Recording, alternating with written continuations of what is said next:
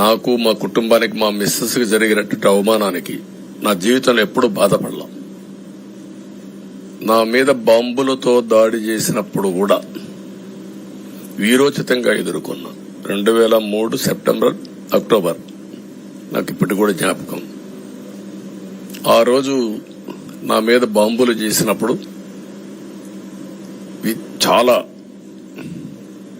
ఒక panic reaction లో కూడా నేను భయపడలేదు.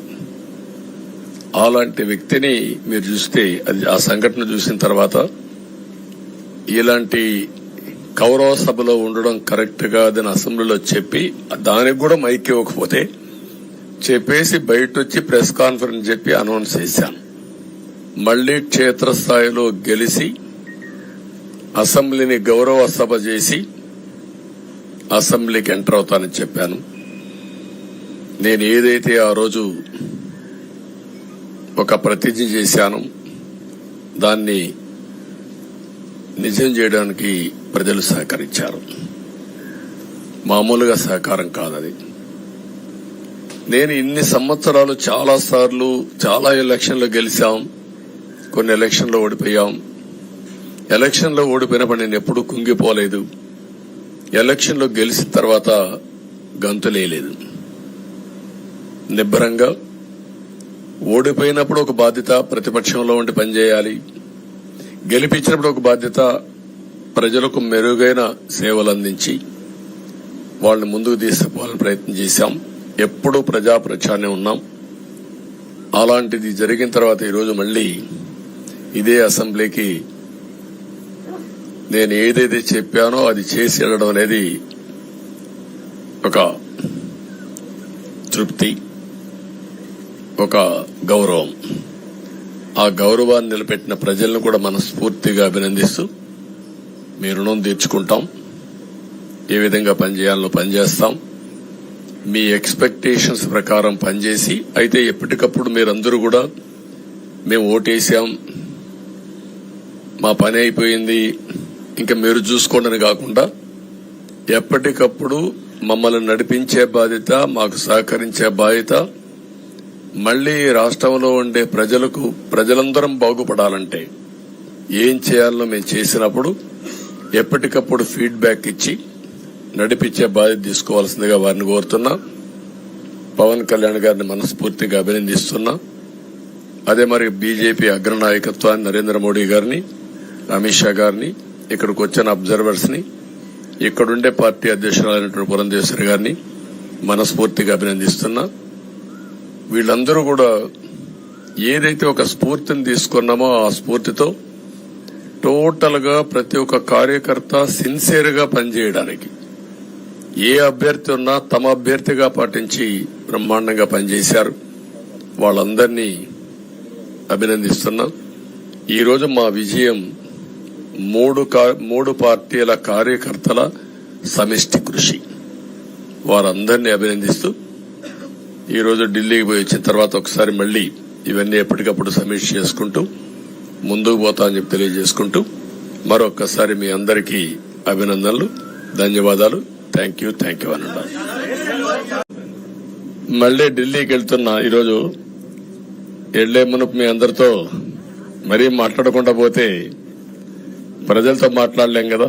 మీతో మాట్లాడితే ప్రజలతో మాట్లాడినట్టు. ఎలక్షన్ అవుతారని నేనంత బిజీగా ఉన్నా కాబట్టి ఒక 2 నిమిషాలు మీకు చెప్పి తద్వారా ప్రజలకు చెప్పేద్దామన్న ఉద్దేశంతో ఈ కార్యక్రమానికి శ్రీకారం చుట్టాను. ముందు మీడియాకి, అదే మరి రాష్ట్ర ప్రజలందరికీ ధన్యవాదాలు. శిరస్సు వంచి నమస్కారాలు తెలియజేస్తున్నా. ఎందుకంటే నా సుదీర్ఘమైన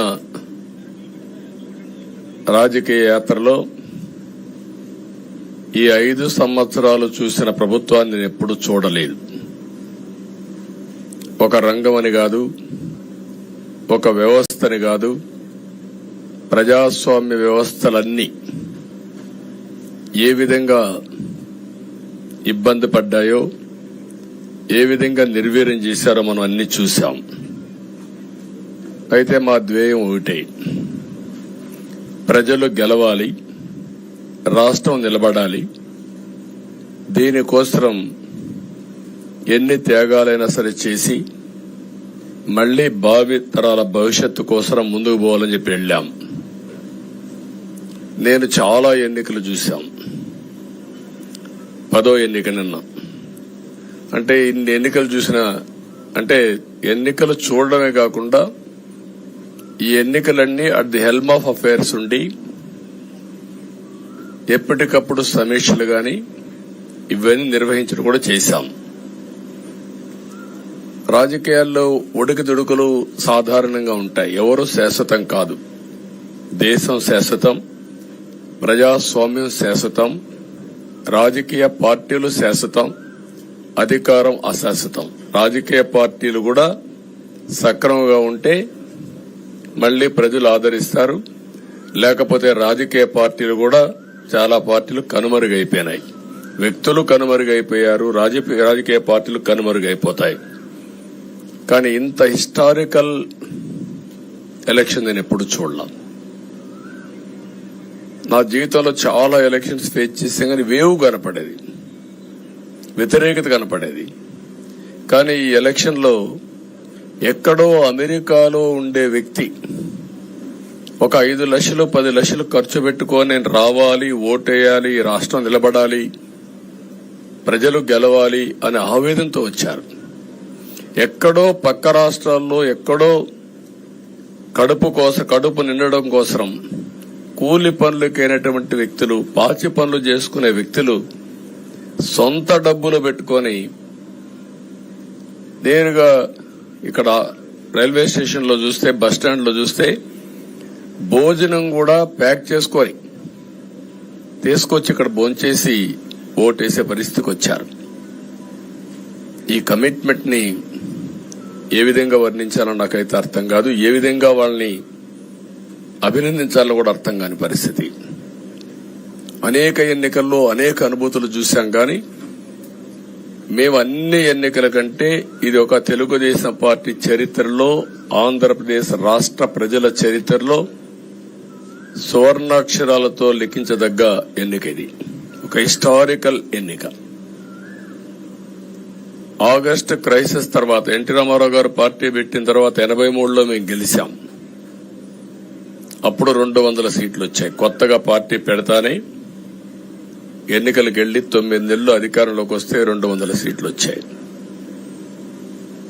94లో మీరు ఒక్కసారి చూస్తే ప్రజా వ్యతిరేకం వల్ల 3 ముఖ్యమంత్రులు మారడం వల్ల ఆ రోజు మీరు ఎన్నికలు చూస్తే దగ్గర అపోజిషన్ పార్టీకి రిక్వైర్డ్ నెంబర్, అంటే అపోజిషన్ లీడర్ గా వచ్చే స్టేటస్ రాకుండా వచ్చాయి. అవన్నిటిని వర్పించే విధంగా ఈసారి ఊహించని విధంగా వచ్చింది. అంటే దానికి కారణాలు నేను ఎక్కువ చెప్పక్కర్లేదు, అనుభవించిన ప్రజలకి అర్థమవుతుంది. ఎప్పుడైనా సరే ప్రజాస్వామ్యంలో ప్రాథమిక హక్కు మాట్లాడే స్వేచ్ఛ. ఆ స్వేచ్ఛనే కోల్పోవాల్సి వచ్చింది. అదే కాదు, బ్రతికే స్వేచ్ఛ, ఆస్తులు పెట్టుకునే స్వేచ్ఛ, ఇవన్నీ కోల్పోయే పరిస్థితి వచ్చింది. అందుకే మీరు చూస్తే మొన్న ఎలక్షన్ లో సరే ఏ విధంగా మేమందరం కలిసాం అవన్నీ మాకంటే ముందు మీకే తెలుసు. కలిసినప్పుడు ఎవ్రీ ఈవెంట్ ఇవి వేదిక నుంచే ప్రారంభించాం. అక్కడి నుంచి ముందుకెళ్ళాం. ఆ రోజు చెప్పాం, ఈ రోజు ఒకటి చెప్తాం.